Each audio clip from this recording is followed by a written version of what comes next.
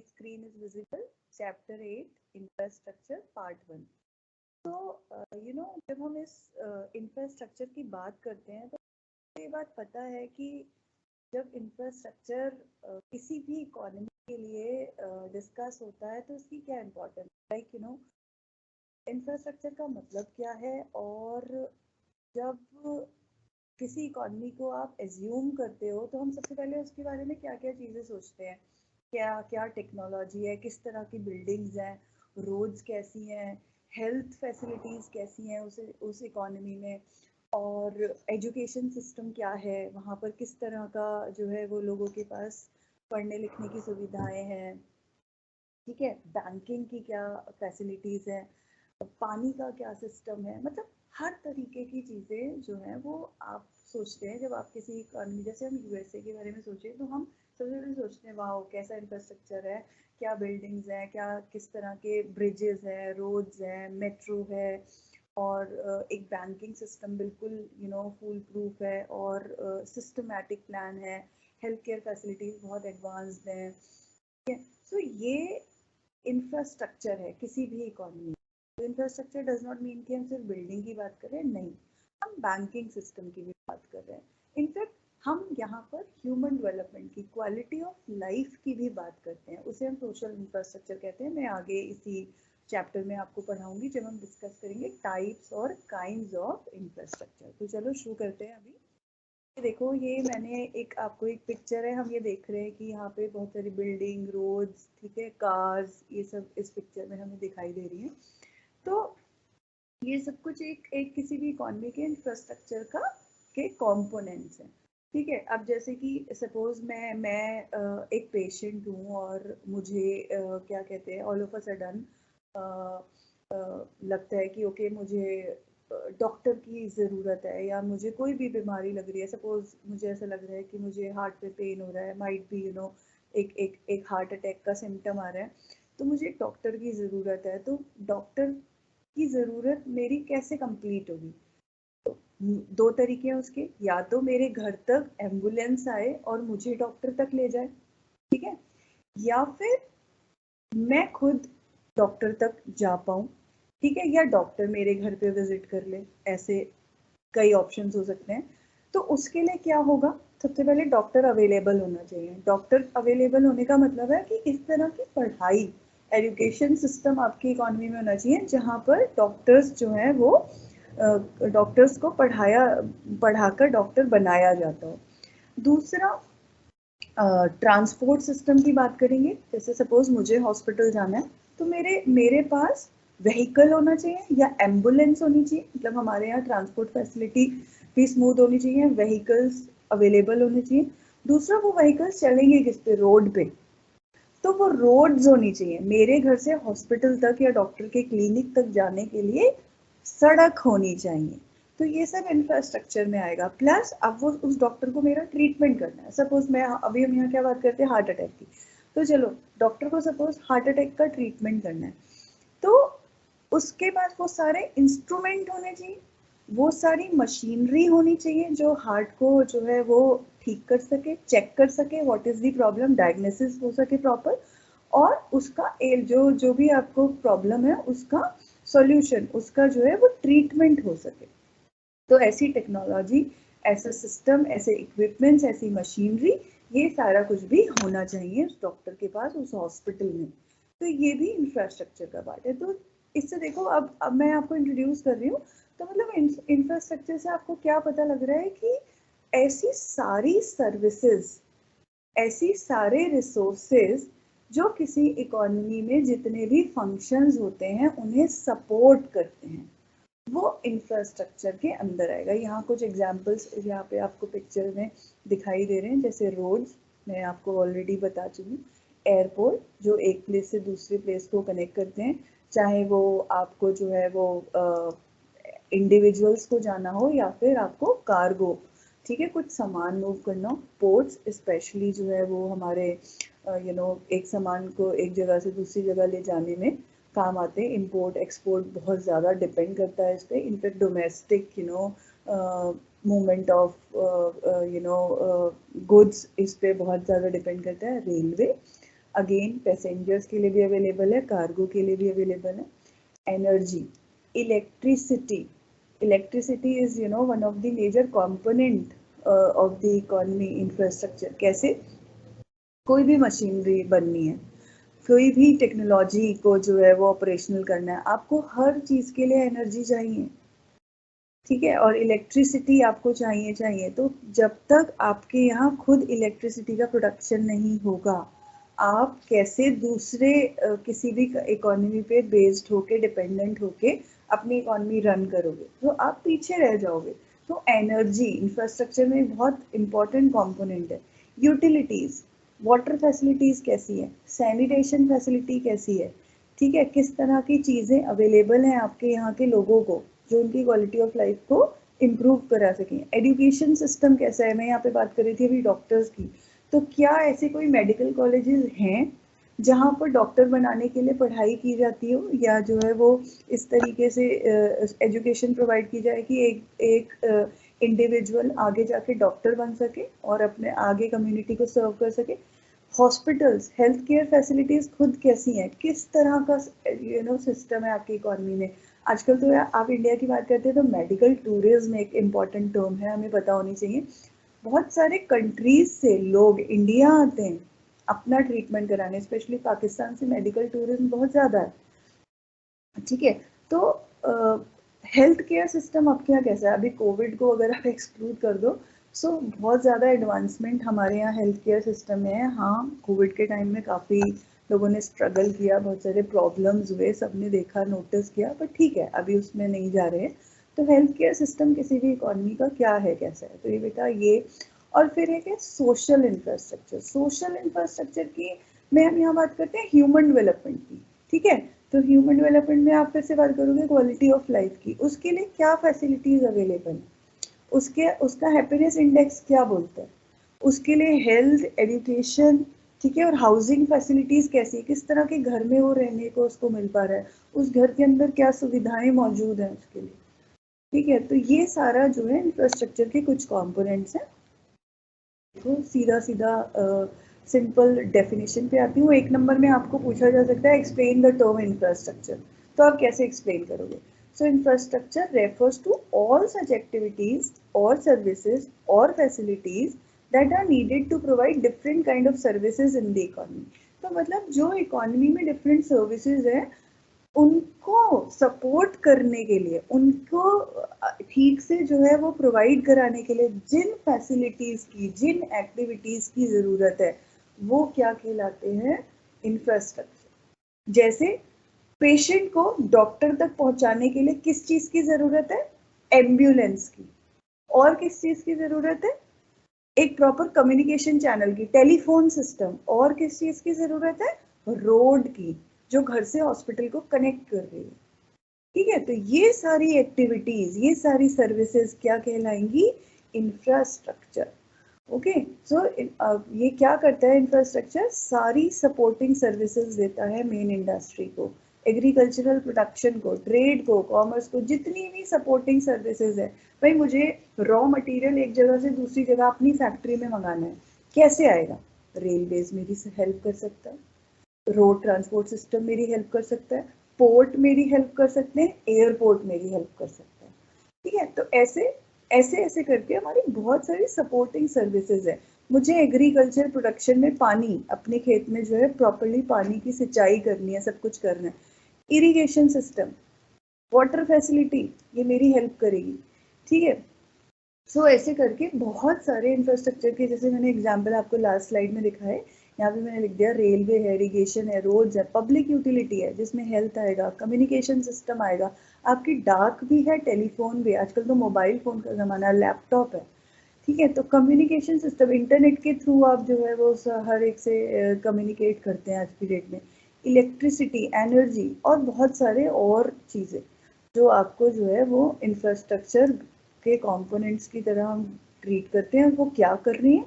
हमारे मेन जो सिस्टम्स हैं उनको सपोर्ट कर रहे हैं। ओके, चलो अगला जो इसमें पूछा जाता है वो हम एग्जाम में 12th में पूछेंगे कि इंफ्रास्ट्रक्चर के टाइप्स क्या हैं, काइंड्स बताइए। तो जैसे मैं बात कर रही हूँ इंफ्रास्ट्रक्चर बहुत ही इंपॉर्टेंट है किसी भी इकोनॉमी के लिए। तो जब आप इसकी कैटेगरीज की बात करते हैं तो दो कैटेगरीज हैं जिनको हम जो है यहाँ पे मेंशन करेंगे। दो तरीके का इंफ्रास्ट्रक्चर होता है, पहला होता है इकोनॉमिक इंफ्रास्ट्रक्चर, दूसरा होता है सोशलिस्ट इंफ्रास्ट्रक्चर।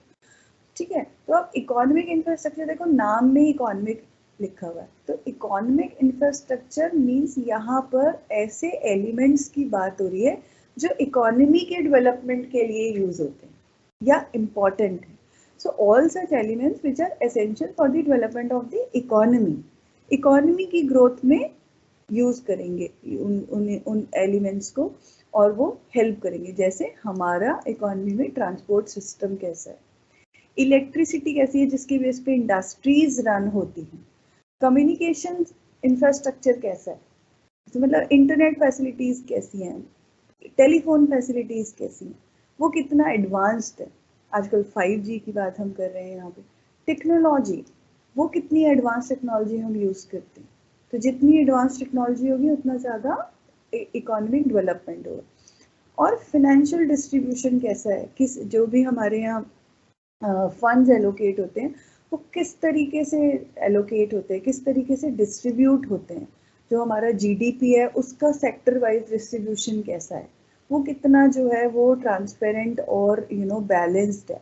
तो ये सारा इकोनॉमिक इंफ्रास्ट्रक्चर कहलाता है। ओके, और इससे फ़ायदा क्या हो रहा है, इसका बेनिफिट क्या है, क्या करता है ये करता है, प्रमोट करता है economic activities of the country, जो कि सीधा सीधा इकोनॉमिक ग्रोथ से रिलेटेड। ठीक है, अब बात कर रहे हैं दूसरा इंफ्रास्ट्रक्चर किस कौन सा है, वो है सोशलिस्ट और सोशल इंफ्रास्ट्रक्चर। सोशल इंफ्रास्ट्रक्चर, जब आप वर्ड सोशल यूज कर रहे हो उसका मतलब आप बात किसकी कर रहे हो, कम्युनिटी की। कम्युनिटी की बात करें मतलब हम इंडिविजुअल्स की बात करें, तो सोशल इंफ्रास्ट्रक्चर मीन्स ऐसी सारी सर्विसेज और प्रोविजंस जो कि quality of life and quality of resources को इम्प्रूव करे। तो जो भी हमारे रिसोर्सेज है, जैसे ह्यूमन रिसोर्स की आप बात कर लो, अगर ह्यूमन रिसोर्स की बात करें तो उसकी क्वालिटी को इम्प्रूव करे, उसके स्टैंडर्ड ऑफ लिविंग को इम्प्रूव करे। ओके, जैसे अब स्टैंडर्ड ऑफ लिविंग कैसे इम्प्रूव होगा, मुझे अच्छे से पढ़ाई करने को मिले, मुझे अच्छे से घर में रहने के लिए मिले, अगर मैं बीमार हूँ तो मुझे प्रॉपर ट्रीटमेंट मिले, हेल्थ केयर फैसिलिटीज मिले। तो सिंस चाइल्डहुड, जैसे आप एक छोटे बच्चे हो, ओके, अगर सोशल इंफ्रास्ट्रक्चर आपका बेकार हो, सपोज हेल्थ केयर सिस्टम की मैं बात कर रही हूँ बेकार है, आप पैदा हुए और बस आपको घर में जो है नॉर्मल खाना खिलाया जाता है और बस आप चले जा रहे हो, आपका कोई वैक्सीनेशन नहीं हो रहा, आपको कोई इम्यूनाइजेशन के लिए कोई बात नहीं कर रहा, कोई फैसिलिटी ही नहीं है सपोज, तो आप कब तक अलाइव रहोगे, आप तो मर जाओगे एक दिन, क्योंकि आपको कोई ना कोई डिजीज जो है वो आपको हो जाएगी, आपका इम्यूनिटी उसे सपोर्ट नहीं करेगी एंड यू विल डाई। तो वैक्सीनेशन, आप जब से पैदा हुए आपको वैक्सीन लगने शुरू हो जाते हैं, है ना, एक तो on the day of birth ही लगता है, फिर ऐसे कंटिन्यूस आपका वैक्सीनेशन मतलब किस लिए हो रहा है। आजकल कोविड में देख लीजिए, अब हम आजकल बूस्टर डोज की बात कर रहे हैं, तो फुल्ली वैक्सीनेटेड 2 डोज के बाद आज हम बूस्टर डोज की बात कर रहे हैं, क्योंकि हर बार नया वेरिएंट आपके यहाँ है। तो आपका जो ह्यूमन डेवलपमेंट की बात करें, इस पे आपको हेल्थ केयर फैसिलिटीज क्या मिल रही हैं, क्या आप सिक्योर्ड फील करते हो, क्या आपको ऐसा लगता है कि हाँ मेरे पास हेल्थ केयर सिस्टम प्रॉपर है and I will be safe और I will be in safe hands. तो मेरे यहाँ डॉक्टर्स बहुत अच्छे अवेलेबल हैं, फैसिलिटीज़ बहुत अच्छी। तो ये है आपका हेल्थ इंफ्रास्ट्रक्चर, आपकी क्वालिटी ऑफ लाइफ को इम्प्रूव कर रहा है। ऐसे ही आप एज्यूम करो कि एक बच्चा है जिसके पास कोई फैसिलिटी ही नहीं है, उसको पता ही नहीं है कि ओके वैक्सीनेशन क्या चीज़ होती है, या डॉक्टर्स कहाँ मिलते हैं, हॉस्पिटल्स क्या होते हैं। तो आप एज्यूम करके देखो कि अगर आप ऐसी सिचुएशन में हो तो आप कब तक जिंदा रहोगे, कि आपकी क्वालिटी ऑफ लाइफ कैसी होगी। रोज आपको कोई ना कोई बीमारी होगी और आपको पता ही नहीं होगा कि क्या हो रहा है, इसका ट्रीटमेंट क्या कराना है। दूसरा, स्टैंडर्ड ऑफ लिविंग की और क्वालिटी ऑफ लाइफ की बात करें तो हम यहाँ बात करेंगे एजुकेशन की। आप पैदा हुए 2 साल बाद से 2.5 साल की एज से 3 साल की एज से आपने प्ले स्कूल में, नर्सरी में जाना शुरू कर दिया, पढ़ने लग गए, आप आगे बढ़ते जा रहे हो अभी आप 12th क्लास में पढ़ रहे हो, फिर आगे और कुछ बहुत सारी चीज़ें आप अपने कैरियर के लिए करोगे। तो एजुकेशन, आप अपने आप को कंपेयर करो एक पर्सन जिसके पास एजुकेशन को उसको पता ही नहीं है ABCD क्या होती है, उसे यही नहीं पता कि स्कूल क्या होता है, वो कभी गया ही नहीं है, उसके हिसाब से कोई इंस्टीट्यूशन एग्जिस्ट ही नहीं करते, तो उसकी क्वालिटी ऑफ लाइफ और आपकी क्वालिटी ऑफ लाइफ में कितना डिफरेंस है। देन हाउसिंग, यहाँ पे हम बात करेंगे हाउसिंग की। हाउसिंग मीन्स किस तरह की हाउसिंग फैसिलिटीज आपके पास अवेलेबल है, इकोनॉमी में अवेलेबल है, किस तरह के घर हैं जिसमें इंडिविजुअल्स रहते हैं, वो कितना वेल इक्विप्ड है, वो कितना कंफर्टेबल है। तो जितना कंफर्टेबल हाउस आपके पास है उतना स्टैंडर्ड ऑफ लिविंग आपका अच्छा है। अब आप एज्यूम करो कि एक बंदा, एक कोई ट्राइबल जो कि जंगल में रहता है, ऐसे ही पेड़ों के नीचे, उसके पास कुछ भी नहीं है, कच्चा पक्का घर का कॉन्सेप्ट भी उसे नहीं पता, तो standard of living, quality of life में कितना डिफरेंस है आपकी, या एक नॉर्मल इंसान जिसके पास ये सारी फैसिलिटीज अवेलेबल है और एक वो जिसके पास नहीं है। So you know social infrastructure की जब हम बात करते हैं तो इसका मतलब इकोनॉमी इन सारी चीजों पे फोकस कर रही है to improve the quality of life of the individuals you know who are living in the economy, जो इस इकोनॉमी में रहते हैं। और जब आप स्टैंडर्ड ऑफ लिविंग इम्प्रूव करते जाते हो, या सपोज आप एक कंफर्टेबल लाइफ दे रहे हो, उसका क्वालिटी ऑफ लाइफ इम्प्रूव कर रहे हो, तो इन रिटर्न आपको क्या मिलेगा, इकोनॉमी को क्या मिलेगा। अगर मेरे यहाँ हेल्दी लोग होंगे तो वो ज़्यादा अच्छे से काम कर पाएंगे, ज़्यादा लंबे टाइम तक काम कर पाएंगे, ठीक है, उनकी प्रोडक्टिव कैपेसिटी बढ़ेगी। अगर मेरे पास एजुकेटेड लोग होंगे, पढ़े लिखे लोग हैं, तो वो ज़्यादा समझ के ठीक से काम कर पाएंगे, अच्छा काम कर पाएंगे, है ना। तो क्या होगा कि जब मैं सोशल इंफ्रास्ट्रक्चर इम्प्रूव करूँगा अपनी इकोनॉमी में, तो उसके रिटर्न में मुझे क्या मिलेगा, it will improve the productive capacity of an individual. ज़्यादा अच्छा और बढ़िया काम करने वाले लोग आपके पास होंगे। ओके ओके बेटा, तो चलो अब आगे चलें थोड़ा। अब हम डिस्कस करते हैं इसकी इम्पोर्टेंस क्या है। इंफ्रास्ट्रक्चर इतना इंपॉर्टेंट क्यों है भाई, बहुत इंपॉर्टेंट है, इतनी देर से मैं आपको यही बात बता रही हूँ कि कितना इंपॉर्टेंट है। अब देखो, पहली इंपॉर्टेंस हमने लिख दी इंक्रीज प्रोडक्टिविटी। इंक्रीज प्रोडक्टिविटी तो अभी हमने पढ़ ही लिया कि मेरे पास एक हेल्दी पर्सन है, एक एजुकेटेड पर्सन है, तो डेफिनेटली क्या होगा कि उसका जो है वो प्रोडक्टिव कैपेसिटी ज़्यादा अच्छी होगी इन कंपैरिजन टू कोई इलिटरेट और बीमार बंदा है। तो ऐसे ही करके जब मेरी इकोनॉमी में इंफ्रास्ट्रक्चर, चाहे वो इकोनॉमिक इंफ्रास्ट्रक्चर है चाहे वो सोशल इंफ्रास्ट्रक्चर है, जैसे जैसे वो इम्प्रूव होता जाएगा, वेल डेवलप्ड कैटेगरी में आता जाएगा, मेरी इकोनॉमी की ओवरऑल जो प्रोडक्शन कैपेसिटी है वो एक्सेलरेट होती जाएगी, बढ़ती जाएगी। ओके, जैसे यहाँ मैंने एग्जांपल दिया क्रॉप प्रोडक्शन का, मुझे खेती करनी है और मैंने बहुत ही अच्छा जो है वो इरिगेशन फैसिलिटीज अपने खेत में जो है वो पूरा ट्यूबवेल टाइप ऑफ सिस्टम लगाया हुआ है, आराम से जितना पानी चाहिए मेरे खेत को आराम से मिलता है, कोई प्रॉब्लम नहीं। तो मेरे यहाँ कैसी खेती होगी, कैसी क्रॉप जो है वो प्रोड्यूस होगी, अच्छी होगी। ऐसी एक आप एग्जाम्पल हो जिसके पास पानी ही नहीं है खेत में सिंचाई करने के लिए, उसके यहाँ कैसी फसल होगी, बेकार होगी। तो जितना वेल डेवलप्ड इंफ्रास्ट्रक्चर होगा उतना ही ज़्यादा प्रोडक्टिव कैपेसिटी इम्प्रूव हो जाएगी। ठीक है, तो ये सबसे पहले इंफ्रास्ट्रक्चर की इंपॉर्टेंस क्या है, सबसे पहले क्या करता है, ये प्रोडक्टिविटी को बढ़ाता है। दूसरा देखिए, एम्प्लॉयमेंट अपॉर्चुनिटीज भी प्रोवाइड करता है। अरे वाह, ये तो बहुत ही बढ़िया बात है, हमारे इकोनॉमी में तो सबसे बड़ी प्रॉब्लम ही अनएम्प्लॉयमेंट है ना। तो अब ये सोचो कि एम्प्लॉयमेंट अपॉर्चुनिटीज कैसे बढ़ा रहे हैं भाई। इंफ्रास्ट्रक्चर में मैंने आपको बताया रोड्स कंस्ट्रक्ट होती हैं, ब्रिजेस बनते हैं, फुट ओवर ब्रिजेस बनते हैं, ओके, फ्लाईओवर्स बनते हैं, बड़ी बड़ी बिल्डिंग्स बनती हैं जिनमें ऑफिसेज बनने, इंडस्ट्रीज लगती हैं जिनमें बड़े बड़े जो है वो प्रोडक्शन प्लांट्स लगने। सो ऐसे करके हम धीरे धीरे धीरे धीरे अपना इंफ्रास्ट्रक्चर, अब जैसे रोड बननी है या बिल्डिंग बननी है या फ्लाईओवर बनना है, तो जैसे ही मैं इंफ्रास्ट्रक्चर डेवलप करने के लिए जाऊंगी, मुझे उस रोड को बनाने के लिए कौन लोग चाहिए, क्या चाहिए होगा, मुझे मैन पावर। मुझे फ्लाईओवर बनाने के लिए कौन चाहिए, मैन पावर। मजदूर की बात नहीं कर रही हूँ मैं यहाँ पे, सिर्फ वो तो चाहिए ही चाहिए, जो डेली वेज वर्कर है वो तो चाहिए ही, उसके अलावा क्या चाहिए, मुझे इंजीनियर चाहिए, आर्किटेक्ट्स चाहिए, ओके, और डिफरेंट कैपेसिटी में different different you know profile के एडुकेटेड लोग चाहिए जो पूरा डिजाइनिंग और हर तरीके के डिफरेंट उसमें इन्वॉल्व होंगे।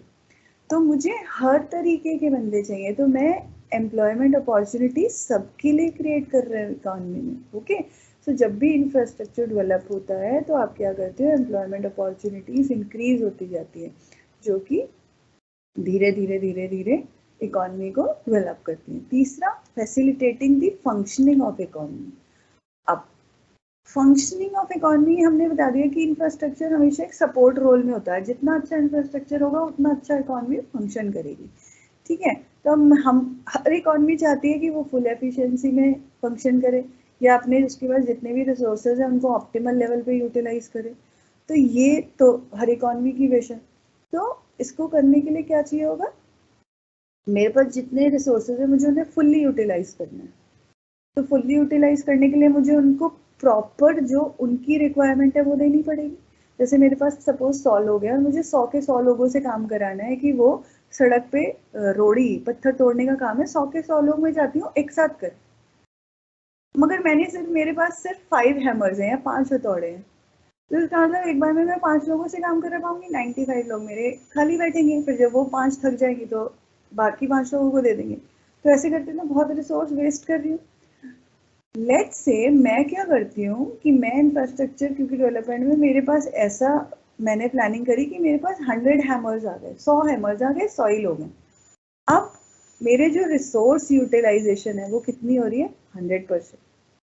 तो जब 100% यूटिलाइजेशन होगी रिसोर्सेज की, लोग भी 100 हैं, हथौड़े भी 100 हैं, एक साथ जो है वो सड़क पे काम कर रहे हैं जो भी तोड़ने का, तो समय भी बच गया, मेरा टाइम सेविंग हो गया, कॉस्ट सेविंग हो गई, रिसोर्स यूटिलाइज।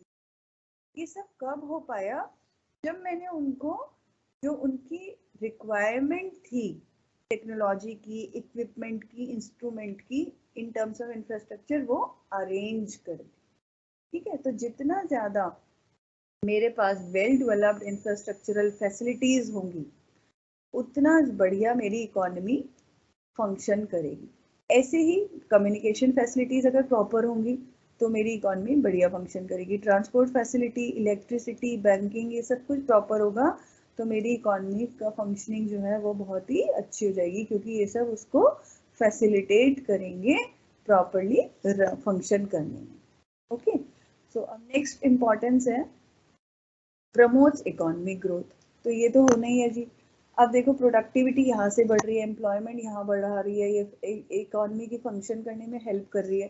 सो ऑटोमेटिकली जब ये सारी चीज़ें हो रही हैं, आपके सारे फैक्टर्स ऑफ प्रोडक्शन जो है उनकी ग्रोथ हो रही है, उनको प्रॉपर फंक्शनिंग करने को मिल रहा है, ठीक है। तो फिर क्या होगा, ऑटोमेटिकली इकोनॉमिक ग्रोथ भी होने लगेगी। क्यों? क्योंकि इकोनॉमिक ग्रोथ किस पे डिपेंड करती है, well developed factors of production पे, land, labour, capital, entrepreneur. Labour को आपने सारी सुविधाएं दे दी, जितनी सुविधाएं उसको चाहिए वो उसको मिल रही हैं। लैंड को आप प्रॉपर्ली यूटिलाइज कर रहे हो, आपके पास प्रॉपर मटेरियल है, इंफ्रास्ट्रक्चर जो है वो बिल्टअप करने के लिए। कैपिटल आपकी यूटिलाइज हो रही है, प्रॉपरली इन्वेस्ट हो रही है। तो क्या होगा, जब आपके सारे फैक्टर्स प्रोडक्शन ग्रो करेंगे ऑटोमेटिकली इकोनॉमी ग्रो करेगी, आपका जीडीपी बढ़ेगा। नेक्स्ट है बेटा इम्प्रूविंग क्वालिटी ऑफ लाइफ। इसकी हम सोशल इंफ्रास्ट्रक्चर में ऑलरेडी बात कर चुके हैं, हमने बात की है वहाँ पे एजुकेशन सिस्टम की, हेल्थ केयर की, स्टैंडर्ड ऑफ लिविंग की।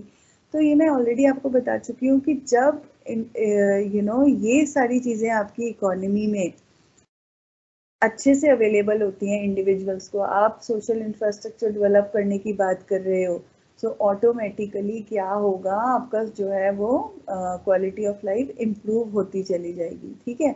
सो जब सोशल इंफ्रास्ट्रक्चर, क्योंकि मेनली डिपेंड करता है इन्हीं चीज़ों पे, तो आप एजुकेशन सिस्टम इम्प्रूव कर रहे हो, hospitalisation facilities, health care facilities improve कर रहे हो, स्टैंडर्ड ऑफ लिविंग इम्प्रूव करे जा रहे हो, so automatically social infrastructure improve हो रहा है। और इंफ्रास्ट्रक्चर तो आपको पता ही है इम्पॉर्टेंट है बहुत ज़्यादा। Then facilitating outsourcing.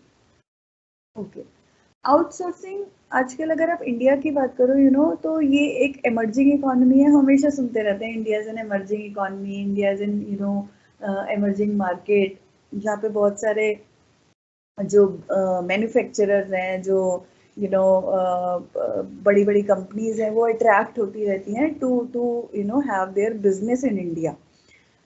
तो ऐसा क्यों हो रहा है? दूसरी चीज, आपको आपका जो आपकी इकोनॉमी है वो आउटसोर्सिंग के लिए बहुत ज्यादा यूज होती है। आउटसोर्सिंग मीन्स कोई भी कंपनी आएगी बाहर से, उनका अपना प्रोडक्ट वो बना रहे हैं, लेकिन बनाएंगे हमारे यहाँ आके, और फिर ले जाएंगे अपने ही नाम से बेचेंगे, बट वो यहाँ आके अपना प्रोडक्शन कर देंगे या असेंबली कर लेंगे और फिर अपने यहाँ वापस ले जाके उसको बेचेंगे जहाँ भी बेच रहे हैं। ऐसा क्यों हो रहा है? ऐसा इसलिए देखो, क्योंकि हम एक तो यहाँ पे मैंने लिखा है कि ऐसा ग्लोबल डेस्टिनेशन हो गया हमारा बीपीओस के लिए और कॉल सेंटर्स के लिए, ठीक है, क्योंकि हमारा इंफ्रास्ट्रक्चर अच्छा है। इंफ्रास्ट्रक्चर में यहाँ पे क्या चीजें आई? सोशल इंफ्रास्ट्रक्चर, और एक और चीज यहाँ पे मैं ऐड करूंगी, कम्युनिकेशन। तो आपके यहाँ कम्युनिकेशन फैसिलिटीज अच्छी है। तब आप अगर कॉल सेंटर सपोज आपने खोला, किसी और कंट्री का कॉल सेंटर यहाँ पे है जो आपके यूएसए के क्लाइंट्स को ही डील कर रहे हैं, लेट्स से यूएसए की कंपनी है, उन्हीं के क्लाइंट्स को डील करना है, बट कॉल सेंटर इंडिया में, तो कैसे आप डील करोगे? With the help of internet, with the help of certain individuals, with the help of a particular place। एक जगह चाहिए आपको जहाँ कॉल सेंटर खुलेगा और फिर आप उसको जो है वो ऑपरेट करोगे वहाँ पे। तो एक अगर आपके पास ये सारी फैसिलिटीज अवेलेबल है, गुड इंफ्रास्ट्रक्चर, तो आप आराम से कर लोगे।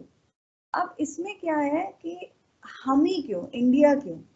देखो, आपको कॉल सेंटर हैंडल करने के लिए बेटर कम्युनिकेशन फैसिलिटी चाहिए, इंडिया के पास है, सॉर्टेड। आपके पास आपको जगह चाहिए, लैंड चाहिए जहाँ पे आप अपना स्ट्रक्चर बिल्टअप कर सको कॉल सेंटर बनाने के लिए, इंडिया के पास है, गुड। तीसरी इंपॉर्टेंट चीज जिसने हमें एक ग्लोबल डेस्टिनेशन बना दिया वो है लेबर, इंडिविजुअल।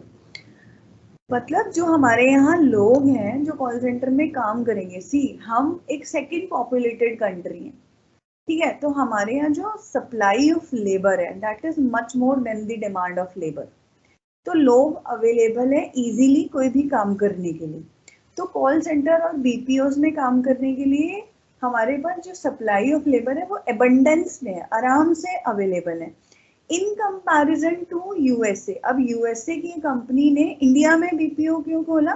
क्योंकि अगर वो यूएसए में ही बीपीओ खोलते तो वहां पे उनको सपोज 20 लोग चाहिए, तो 20 लोगों की सैलरी उनको बहुत ज्यादा पड़ती इन कंपैरिजन टू वो इंडिया में उन्होंने एक बीपीओ खोला और यहाँ पे 20 लोग हायर कर लिए और यहाँ पे जो वो सैलरी दे रहे हैं सेम काम करने की, ठीक है, वो उसके कंपैरिजन में 1/10 है। तो उनकी इतनी सारी मनी सेविंग हो गई। तो ये और या जो है उन्होंने बीपीओ की अगर आप बात करें, हमने अपने सारे पार्ट्स जो है वो अलग अलग जगह से इकट्ठे किए, इंडिया में आके लेबर हायर करी और अपनी एक यूनिट यहाँ लगाई जो मेरी यहाँ वॉशिंग मशीन असेंबली यूनिट करती है। सिर्फ उसका क्या काम है? सारे पार्ट्स को असेंबल करके वॉशिंग मशीन बना देना। पार्ट्स यहाँ नहीं बन रहे, पार्ट्स मेरे बाहर ही बन रहे, जर्मनी में बन रहे हैं, लेट्स से ताइवान में बन रहे हैं। इंडिया आ गए, यहाँ पे हमने चीप लेबर हायर करी क्योंकि यहाँ लेबर अबेंडेंस में है और उस लेबर को हमने ट्रेनिंग दी, उसे पता है कैसे काम करवाना है, हमारा एक सिस्टम है उसी के थ्रू वो उसी पे ही वो काम करेंगे और हमने असेंबली है करवा ली। तो ये हमें बहुत चीप पड़ा, कंपनी को बहुत सस्ता पड़ रहा है। तो ये जो है वो हमने यहाँ पे बीपीओज और कॉल सेंटर्स का काम करते। तो इंडिया एक ग्लोबल डेस्टिनेशन है आज की डेट में, क्योंकि आपके यहाँ labour in comparison to other advance countries cheap है और इजीली अवेलेबल है, ठीक है। प्लस आपके पास इंफ्रास्ट्रक्चर फैसिलिटीज इस तरह के सर्विसेज के लिए अच्छे से अवेलेबल है, तो उन्हें कोई दिक्कत नहीं होती। Okay, so with the well developed infrastructure any country में बिकम द सेंट्रल प्लेस, जैसे कि आजकल हम हैं। ओके, अब देखो यहाँ पे हम बात करेंगे, ये आपने समझ ली इंपॉर्टेंस भी है, इसमें 1-2 नंबर का क्वेश्चन है, तो आप 4-5 चीजें चाहे, मैंने आपको यहाँ पे 6 पॉइंट्स बताए हैं, productivity, employment, functioning, economic growth, quality of life और आउटसोर्सिंग। इनमें से 5 पॉइंट भी लिखाते हो तो मोर देन इनफ, आपको फुल मार्क्स जो है वो आप इंश्योर कर सकते हो बेटा। और सबसे अच्छी बात यह कि पूरे यहाँ पर हम अच्छे से सारे पॉइंट्स कवर करेंगे कि हमारा जो टारगेट है वो 100 मार्क्स का, वो कहीं पे भी इधर उधर ना हो और आप अच्छे से समझ जाओ। अच्छा, और एक और चीज आप कोशिश करना, जहां पर भी आप चार्ट या टेबल में कुछ पॉइंटर्स को दिखा सको ना, वो दिखा के आना, क्योंकि थोड़ा डल सब्जेक्ट है, लिखते जाओ में बोर हो जाते हैं। तो पॉइंटर्स में या आपने जो है वो फ्लो चार्ट में दिखा दिया कि ओके इंपॉर्टेंस के ऐसे 6 पॉइंट्स हैं और, तो ये आप कर सकते हो to make it little fancy. तो चलो अब आगे चलते हैं। अब देखो, मैं आपसे बात कर रही थी इंडियन सिनेरियो की, हाँ, तो हम अभी यहाँ बात कर रहे हैं आउटसोर्सिंग के लिए बहुत बढ़िया हमारा वेल डेवलप्ड इंफ्रास्ट्रक्चर है और इंडिया एक ग्लोबल डेस्टिनेशन बन गया है।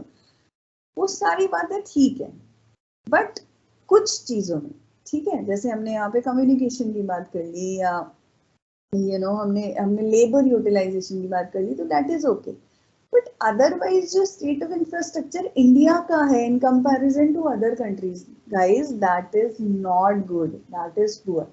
दो वी आर इम्प्रूविंग, अब पिछले कुछ टाइम से बहुत इम्प्रूवमेंट हो रही है, और हम state of the art technology advancement की बात कर रहे हैं, हम हर चीज़ में एक्सेल करने की कोशिश कर रहे हैं। बट अभी भी अगर आप रूरल इंडिया में चले जाओ ना, तो आपको लगेगा ये क्या हो गया, मतलब ये क्या, ये भी मैं इंडिया में ही हूँ। तो बहुत सारे ऐसे फैक्ट्स हैं, जैसे जो यहाँ मैंने आपको लिखा है यहाँ पे, पुअर स्टेट ऑफ इंफ्रास्ट्रक्चर। आपका जो टोटल जीडीपी है ना गाइस, उसका सिर्फ 5% जो है हम इंफ्रास्ट्रक्चर में यूज करते हैं, इंफ्रास्ट्रक्चर के डेवलपमेंट के। ठीक है, जबकि अगर आप चाइना को देखो तो वो 20% यूज करता है, और एक कंट्री लाइक इंडोनेशिया 14% यूज करती है, but country like India only 5%। सो ये एक बहुत बड़ा फैक्टर है जो हमें बहुत सारी कंट्रीज से पीछे। अब जब चाइना की बात करते हो, टेक्नोलॉजी की बात करते हो ना, कि बड़ी एडवांस टेक्नोलॉजी है, ये है वो है, बड़ा सब कुछ बड़ा एडवांस्ड है। देखो ना, जीडीपी का 20% यूज कर रहे हैं और हम 5%। तो ये एक सैड फैक्ट है, दो आजकल काफी चीजें जो है वो इम्प्रूवमेंट पे हैं, बट ठीक है।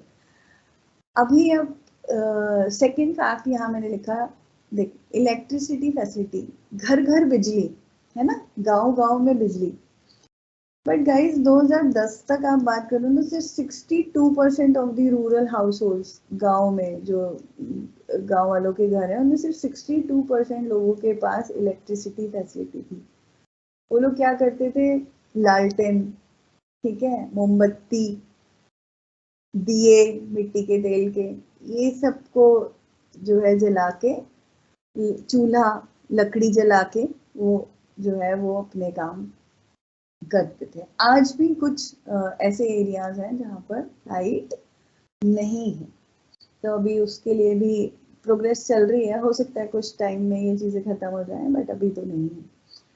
अच्छा, अब यहाँ पे रूरल इंडिया की बात करें, 90% ऑफ दी हाउस होल्ड जो है वो बायोफ्यूल यूज करते हैं कुकिंग के लिए। सिर्फ काउडंग केक्स, गोबर के वो जो वो उपले बनाते हैं, सो काउडंग केक्स हम उन्हें कहते हैं, तो वो कुकिंग के लिए यूज करते हैं। लकड़ी के लकड़ी जला के जो वो चूल्हा होता है वो यूज होता है, कागज जलाते हैं उसमें। तो 90%, 90% गैस नहीं है लोगों के घर में, और कोई सिस्टम नहीं है कुकिंग के लिए, तो वो बायोफ्यूल पे अभी भी बेस्ड है। गोबर, आप जगह जगह जब आप हाईवेज पे जाते होगे देखते होगे ना, कितना वो जो है वो गोबर से वो उपले बने हुए काउडंग केक्स जो होते हैं, वो सब ये भूसा यूज होता है। तो 90% आप देखिए, what is this figure is saying, state of infrastructure आपकी जो स्टेटस है वो ये है। सिर्फ 10% लोग हैं जिनके पास सिलेंडर, गैस, इलेक्ट्रिक चूल्हा टाइप चीजें हैं, अगर आप रूरल इंडिया की बात करें। Sanitation facility again was not up to the mark in rural areas. अगर आप पीने के पानी की बात करें, तो टैप वाटर 70% लोगों के पास नहीं है, ठीक है, 20-30% लोगों के पास टैप वाटर अवेलेबल है। लोग किस चीज पे डिपेंड है, कोई कोई भी नेचुरल कोई पानी का सोर्स है, वहां से पानी भर के ले आते हैं कहीं पे, और जो है वो नदी, नहर, तालाब, ये सब पानी के सोर्सेस से जो है वो काम चला रहे हैं। तो सैनिटेशन फैसिलिटी उनको कोई भी अब वो पानी ना आरओ का है, ना वो क्लीन हो रहा है, कैसे। आप कई बार देखोगे पानी का कलर तक ट्रांसपेरेंट नहीं होता, मतलब थोड़ा मैला सा पानी है, बट आप उस पानी को कभी नहीं पी सकते, बट वो लोग पी लेंगे, वो पी रहे हैं उस पानी को, उन्हें पता, उनके पास क्योंकि कोई और सोर्स अवेलेबल ही नहीं है।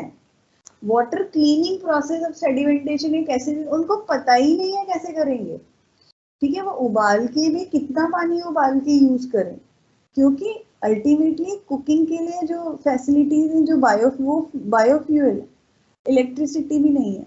तो ये एक कोई वाटर बॉर्न डिजीज उन्हें हो जाए तो उन्हें नहीं पता, उनको पानी से रिलेटेड कितनी बीमारियां लोगों को होती हैं पता ही नहीं है।